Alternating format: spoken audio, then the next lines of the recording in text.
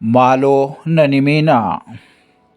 Mana barnootaa tokko keessatti barsiistuun kutaa seentee osoo ijoollee barsiisaa jirtuu gidduutti barataan tokko harkasaa baasee mi'a kootuu na jalaa hatamee jira, boorsaa ijoollee keessaa naaf haa ilaalamu jedhee dubbata ture. Kana irratti barsiistuun mi'i mucichaa jalaa hatame maal akka ta'e erga addaan baafteen booda boorsaa barattoota hundumaa dabaree dabareedhaan sakatta'uu itti fufte.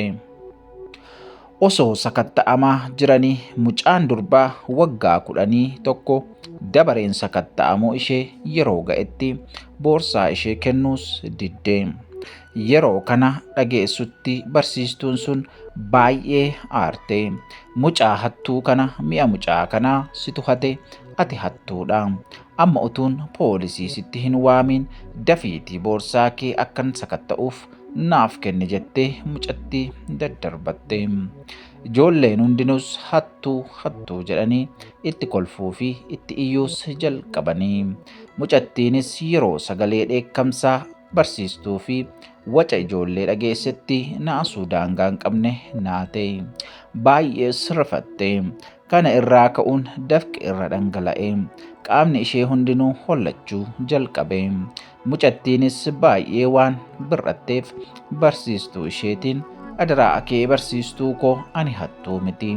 Yoo barbaaddeef hodhuu boorsaa koo sakatta'i. Garuu ijoollee kana duratti miti. Qofaatti achi na baasii na sakatta'i jettee jilba isheetti jilgeenfattee boossees kadhatte. Barsiistuun sun garuu asumattan si sakatta'a malee jettees didde. Sagalee wacaa kan dhaga'an barsiisonnii fi qindeessitoonni mana barnootaa sana keessa jiran tokko osoo hin hafiin yaa'aniis dhufanii. Yommuu ilaalanis mucaa xinnoo waggaa 10 miilla barsiistuu isheetti jilgeenfattee boossuu fi barsiistuu ija ishee bobaasaa mucaatti banbantuu arganii hundinuu maaltu ta'e jedhanii naasuudhaan wal gaggaafatu turanii. Barsiistuunis aariin dhugamtee akkuma jirutti waan ta'e hundumaa isaaniif himte.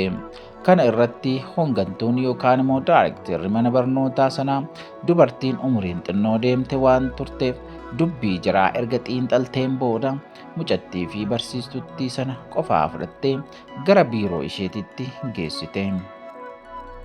Maal akka ta'e isaan gaafachuuf yeroo yaaltutti garuu barsiistuttiin mucattii irratti banbanuu hin dhiisu.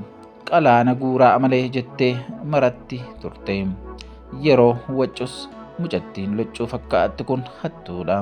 Isheematu jalaa hate sirriitti hin beeka jettis ture. Hooggantuun sunis barsiistuu sana erga caljechisiisteen booda yeroo boorsaa mucattii bantee sakattaatu waan amanuun isaa nama rakkisutu achi keessatti argite. Innis immoo firfaaree nyaata ijoolleen kutaa isheetii nyaatanii hambisanii gaggatan ture. Kan mucattiin dhokattee deemtee lafa isaanitti dhangalaasanii hammaarrattee boorsaa ishee keessa tuullattees turte. Malee mi'a mucaa hatamee sana hin turre. Amanuu dadhabanii kun akkamitti ta'uu danda'a?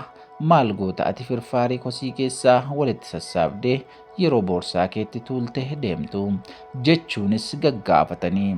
Mucattiinis immoo qaanoftee boquu isheen lafa ilaalaa obboloota koo warra mara jiraniifan geessa. Yoo ani geesseef malee lafa argatanii nyaatan hin qabanii.